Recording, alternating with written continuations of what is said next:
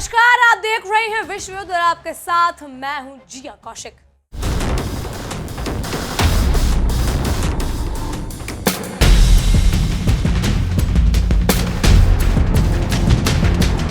पश्चिम Asia यानी middle east के सुलगते समुद्र और बारूद उगलते आसमान से जो खौफनाक खबरें आ रही हैं, वो किसी आम सरहदी तानातानी या फिर मामूली सैन्य गतिरोध का इशारा बिल्कुल नहीं है, बल्कि ये दो ऐसी महाशक्तियों की महाजंग का खूनी आगाज है, जहां एक तरफ साम्राज्यवादी जद का हिमालय खड़ा है, तो दूसरी तरफ अपनी संप्रभुता के लिए मर मिटने वाले तेवरों का उफनता हुआ समुद्र है। अमेरिका और ईरान के बीच चल रहा ये ऐतिहासिक टकराव अब उस बेहद खतरनाक और नाजुक मोड़ पर आ चुका है, जहां से पीछे हटने का रास्ता दोनों ही मुल्कों ने जैसे हमेशा या कदम दोष में से बंद कर दिया। अब अपने अपने मिसाइलें को रुख एक दूसरे के कलेजे की तरफ कर दिया है दोनों देशों ने। कहने को तो बंद कमरों और कूटनीति के पर्दे के पीछे किसी कागजी समझौते की खिचड़ी पकाई जा रही है, लेकिन मोर्चे पर तैनात सैनिकों की धड़कनों और हवाओं में तैरती बारूद की जानलेवा गंध चीख चीख कर कह रही है कि दुनिया एक बहुत बड़े कयामत के मंजर की तरफ तेजी से बढ़ रही है। वॉशिंगटन के व्हाइट हाउस के आलीशान गलियारों से लेकर तेहरान के पहाड़ों को चीरकर बनाए गए भूमिगत परमाणु बंकरों तक इस समय केवल और केवल विनाशकारी क्षय और मात का खूनी खेल खेला जा रहा है, जिसने पूरी दुनिया की सांसें अटका रखी है।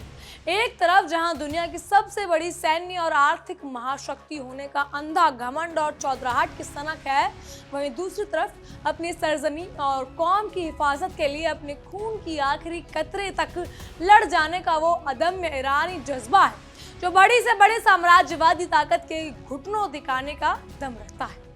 ये खूनी लड़ाई सिर्फ दो मुल्कों की सियासी जंग नहीं, बल्कि ये ग्लोबल इकोनॉमी और वैश्विक ऊर्जा सप्लाई की उस सबसे नाजुक रीढ़ की हड्डी पर खेली जा रही बाजी है, जिसे पूरी दुनिया स्ट्रेट ऑफ हॉर्मूज यानी हॉर्मूज जलडबल मध्य के नाम से जानती है, और जिसके बंद होने का मतलब है पूरी दुनिया का पूरी तरह तबाह हो जाना। इस भीषण जंग की सबसे बड़ी विडंबना और त्रासदी आपको पता है क्या है? वो ये है कि जब भी कूटनीति की मेज पर कोई तथाकथित शांति का सफेद कागज सजने लगता है, ठीक उसी वक्त समुद्र की लहरें अमेरिकी जंगी जहाज के काले धुएं और ईरानी मिसाइलों के गगनभेदी गर्जना से लाल और खौफनाक हो जाती है।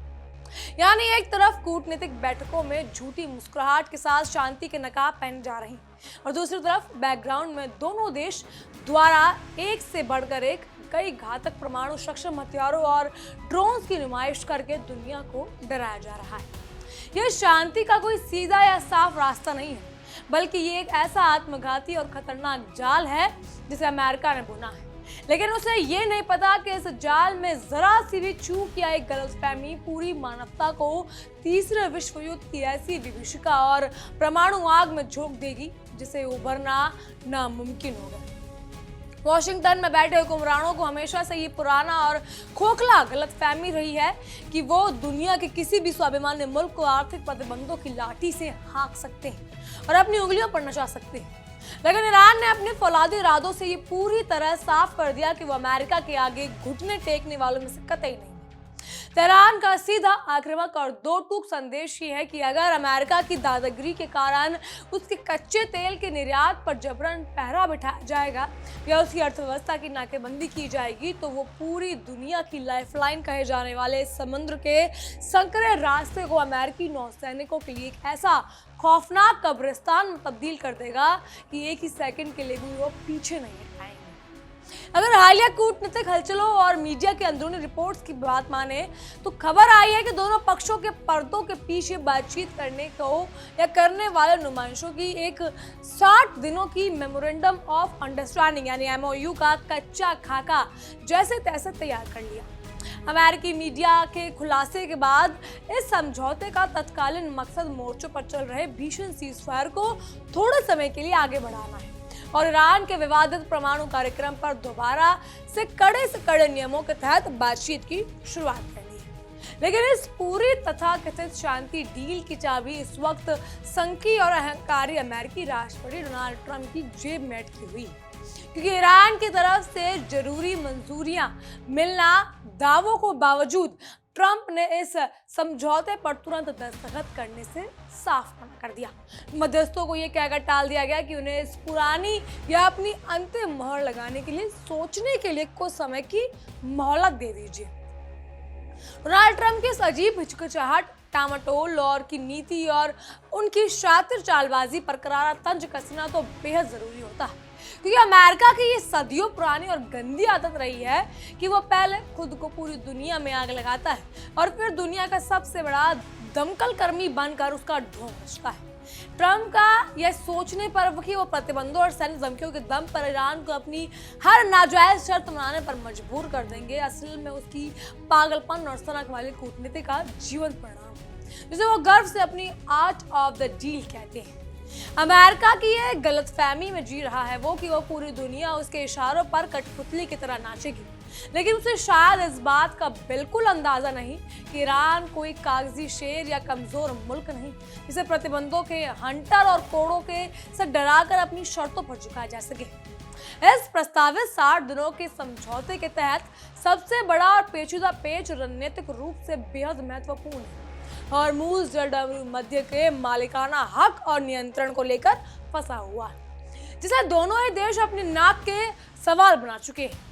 इस गुप्त डील के शर्तों के मुताबिक इस लाइफलाइन की समुद्री रास्ते से गुजरने वाली अंतर्राष्ट्रीय वाणिज्यिक जहाजों की आवाजाही बिना किसी रोक टोक, बिना किसी सैन्य चेकिंग और बिना किसी मनमाने टोल टैक्स से होनी तय हो गई और ईरान को 30 दिनों के भीतर वहां बिछाई गई अपनी सभी घातक नौसैनिक बारूदी सुरंगें हटानी होंगी। इसके बदले में अमेरिका अपनी नौसेना द्वारा लगाई गई अवैध और आक्रामक नाकाबंदी को धीरे धीरे हटाने का एक रंग बिरंगा लॉलीपॉप ईरान को थमा रहा है। ईरान लेकिन यक्ष प्रश्न ये है कि यहाँ धोखेबाजी अमेरिका पर कभी भरोसा हो ही नहीं सकता है। सच तो ये है कि दूध का जुला छाछ भी फूक फूक कर पीता है और ईरान साल 2018 में ऐतिहासिक परमाणु समझौते JCPO को एक झटके में फाड़कर अमेरिका के एक तरफा पीछे हटने के लिए उस बड़े अंतर्राष्ट्रीय धोखे को आज तक नहीं भूल सकता।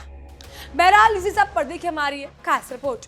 अमेरिका और ईरान में खबर थी कि शांति हो जाएगी, लेकिन हमने आपको रोज बताया कि सीजफायर अब चंद घंटों का मेहमान है।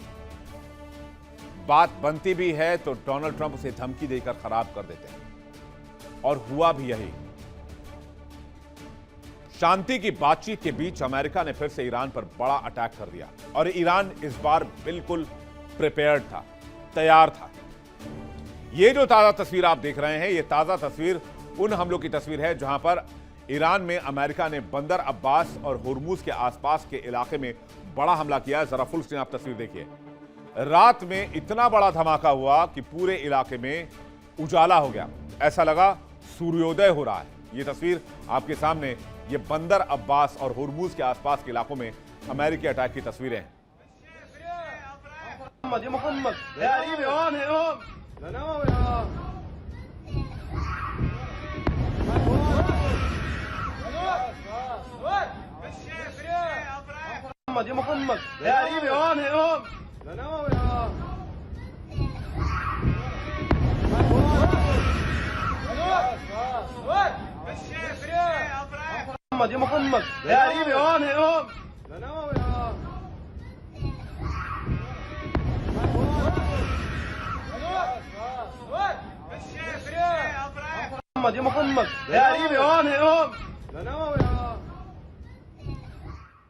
ईरान के अंदर चीख पुकार मची क्योंकि 48 घंटे के अंदर अमेरिका ने ईरान पर 2 बार हमला किया। और यह भी मैंने आपको बताया था कि पिछली 2 बार में इस बात की गवाही मिलती है कि जब जब बातचीत की टेबल सजाई गई, अमेरिका ईरान बातचीत के टेबल पर बैठे, तब तब अटैक हुआ और इस बार भी अटैक होगा।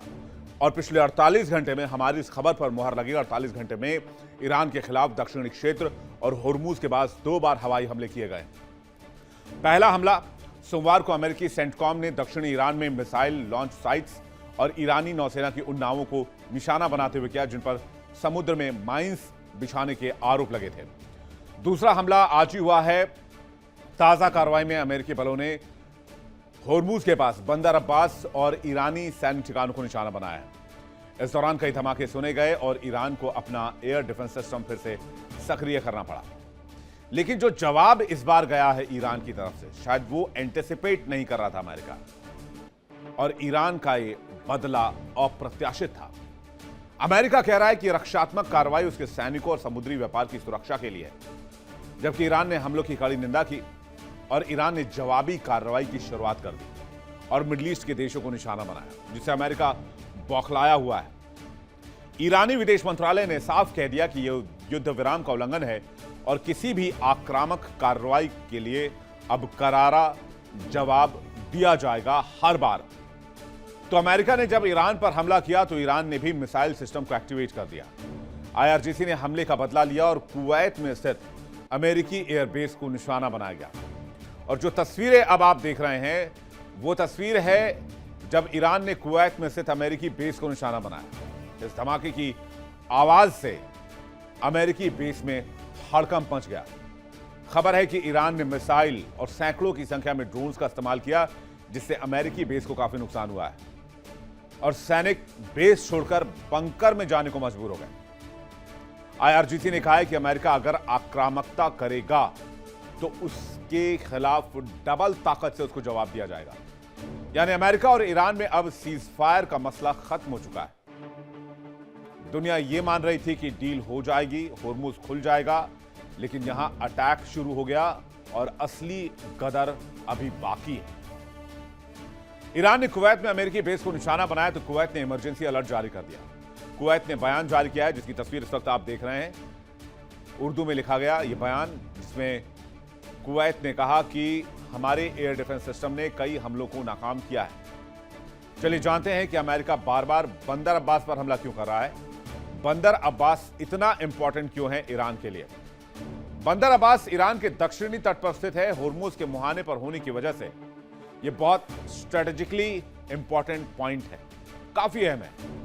दुनिया के बड़े हिस्से का कच्चा तेल इसी रास्ते से होकर गुजरता है और बंदर अब्बास से ही आईआरजीसी जहाजों को मॉनिटर करता है। ईरान के व्यापारिक जहाजों का भी एक बहुत बड़ा केंद्र है। नौसैनिक ठिकाने और आईआरजीसी की समुद्री इकाइयां बंदर अब्बास पर ही मौजूद रहती हैं।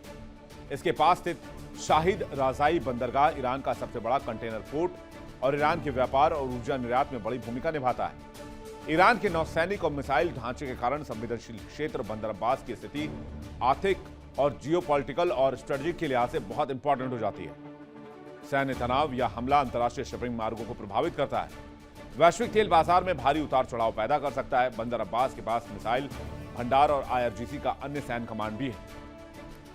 इसलिए बंदर अब्बास को बार बार अमेरिका अटैक करता है, जिससे होर्मुज पर वो ईरान की स्थिति कमजोर कर सके। समंदर आसमान की जमीनी हकीकत को ये भयावह तस्वीर बयां कर रही है कि एक तरफ कूटनीति के मंच पर शांति और समझौते के झूठे राग अलापे जा रहे हैं और दूसरी तरफ दोनों देशों की आधुनिक सेनाएं मोर्चे पर एक दूसरे का खून बहाने के लिए उतावली बैठी हैं। अभी हाल ही में हॉर्मुज के संकरे मुहाने के पास समुद्र की लहरों पर अमेरिकी नौसैनिक और ईरानी आईआरजीसी के बीच सीधा और जानलेवा सैन्य टकराव देखने को मिला, जिसने पूरी दुनिया के बाजारों को हिलाकर रख दिया है।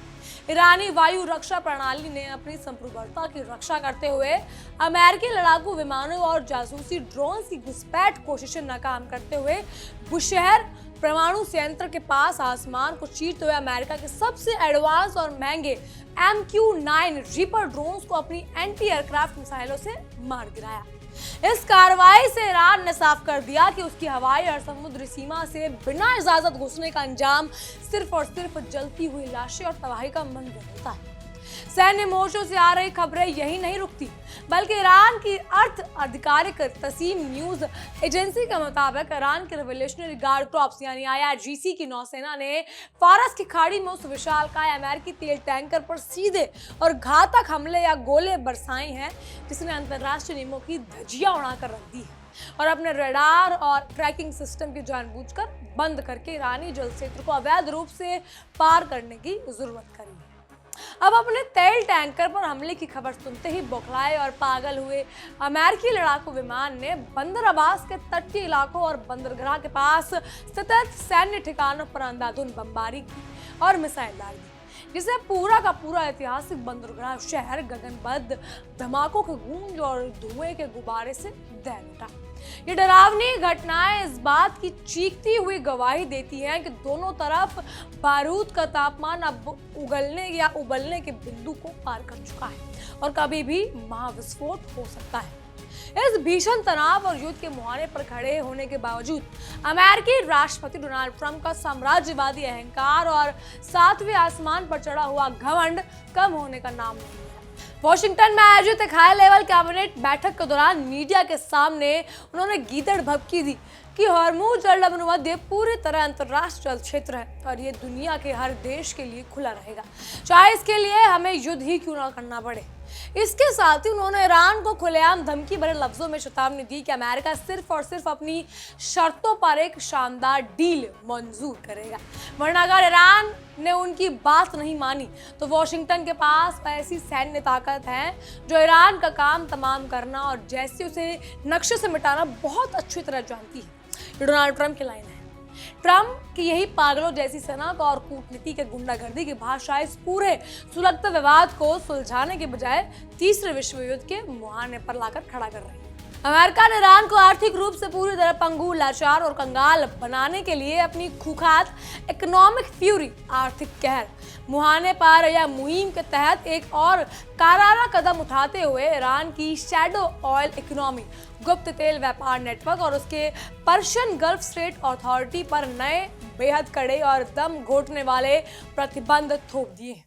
वॉशिंगटन का ऐसा मानना है कि इन अंतर्राष्ट्रीय प्रतिबंधों के जरिए वो ईरान के या ईरान से निर्यात होने वाले तेल के अरबों डॉलर के राजस्व को पूरी तरह सूखा कर देगा, जिससे उसकी सेना और IRGC भूखी मर जाए। लेकिन इतिहास गवाह है कि अमेरिका हमेशा से ये बुनियादी बात भूल जाता है कि मरता क्या ना करता। जब अपनी किसी बिल्ली को एक बंद कमरे में चारों तरफ घेर कर उसकी जान लेने की कोशिश करोगे तो वो अपनी जान बचाने के लिए पलटवार में आपका चेहरा को नोचने और आपकी आंखों को बाहर निकालने के लिए पूरी ताकत से झपट्टा ही मारेगी।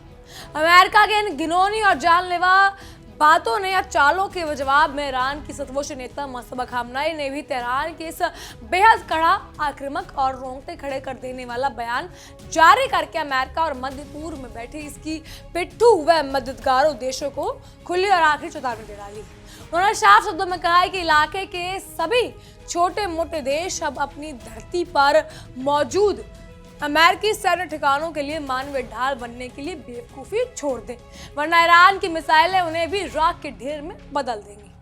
ईरान के शीर्ष कमांडरों ने तो इस चेतावनी को और आगे बढ़ते हुए यहाँ तक कह दिया कि अगर व्हाइट हाउस में बैठे उस पागल ट्रंप ने ईरान के खिलाफ कोई भी बेवकूफ़ी भरी सैन्य हरकत करने की जरूरत भी करी तो अमेरिकी या अपनी हजारों बैलिस्टिक मिसाइलों के दम पर पूरी फारस की खाड़ी को अमेरिकी नौसैनिक और उसके जंगी जहाज़ों के लिए दुनिया का सबसे बड़ा नीला कब्रिस्तान बना देंगे, जहां उसका नाम और निशान भी मिट जाएगा।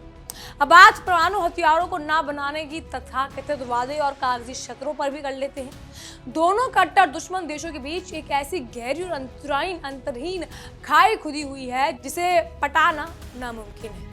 अमेरिका अपनी हेकड़ी दिखाते हुए चाहता है कि ईरान अपने पास मौजूदा अत्याधिक सर्वाधिक यानी हाईली एनरिच्ड यूरेनियम को पूरी तरह या पूरे परमाणु भंडार को या तो देश के बाहर भेज दे या तो उसे हमेशा के लिए नष्ट कर दे और अगले 20 सालों के लिए अपनी सभी परमाणु रिएक्टर्स पर ताला लगा दे।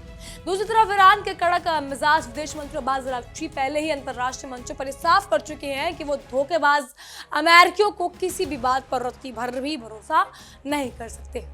ईरान के लिए अपनी खून पसीने की विकसित की गई परमाणु कूटनीति और संवर्धक तकनीक को पूरी तरह छोड़ने पर अपने अंतर्राष्ट्रीय या राष्ट्रीय आत्मसम्मान का सारा अपना सरेआम सौदा करने जैसा है।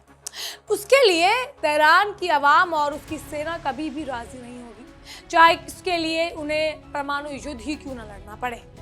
ये पूरी जंग कूटनीति के ड्रामे को पीछे का असली गंदा और असली दरअसल काला सोना यानी कच्चे तेल के विशाल बाजार और ग्लोबल मार्केट्स पर अपना एक छत्र कब्जा जमाना चाहती है। दुनिया भर में इस्तेमाल होने वाला कुल कच्चा तेल का लगभग 20% से ज्यादा हिस्सा इसी संकरे और खतरनाक हॉर्मुज़ रास्ते से होकर दुनिया की तरफ गुजरता है। फारस की खाड़ी में लगने वाली बंदूक की एक छोटी सी चिंगारी भी अंतरराष्ट्रीय कमोडिटी बाजार में कच्चे तेल की कीमतों को रॉकेट की तरह आसमान पर पहुंचा देती है, जिससे पूरी दुनिया में महंगाई का तूफान आ जाता है। खुद अमेरिका के भीतर इस युद्ध के डर से पेट्रोल के दाम रिकॉर्ड $4.50 प्रति बैरल तक पहुंच चुके हैं, जिससे अमेरिकी जनता के बीच त्राही त्राही मची हुई और आने वाले चुनावों में अपनी कुर्सी खिसकाने के डर से ट्रंप के हाथ पैर फूल रहे हैं। इसीलिए वो अंदर से डरे हुए हैं, लेकिन बाहर से आक्रामक उपसंहार या बाहर से आक्रामक होने का ढोंग रच रहे हैं। अंत में अगर तरकीब देखा जाए या निचोड़ देखा जाए तो अखबारों की सुर्खियां बटोर रहा है वो यही तथाकथित बयान है कि 60 दिनों का मेमोरेंडम ऑफ अंडरस्टैंडिंग को स्थायी या वास्तविक शांति समझौता नहीं है, बल्कि ये तो दो आदमखोरों शेरों के बीच अलग खूनी दौर के लिए अपनी सांसें और बहाल करने और नई रणनीति के लिए एक अस्थायी पोज यानी विराम मात्र है। ईरान ने अपने कड़े और हिंसक तीव्रों में अमेरिका को ये आईना दिखा दिया कि वॉशिंगटन के इस साम्राज्यवादी और आक्रामक रवैये के सामने कभी भी घुटने नहीं टेकेगा, बल्कि अपनी संप्रभुता के लिए आखिरी सांस तक लड़ेगा। और अगर अमेरिकी राष्ट्रपति ट्रंप अपनी सनक में इस युद्ध के आगे या इस युद्ध की आग को और भड़काया तो इस जंग का अंत सिर्फ और सिर्फ सीधे तौर पर अमेरिकी साम्राज्य की बर्बादी और पश्चिम एशिया से उसकी पूरी तरह सफाई के साथ होगा। बहरहाल इन सब पर आपकी क्या राय है हमें कमेंट के जरिए जरूर बताइएगा। फिलहाल के लिए इतना ही। तमाम खबरों के लिए बने रहिए डेली के साथ और देखते रहिए हमारी एक खास पेशकश विश्व युद्ध।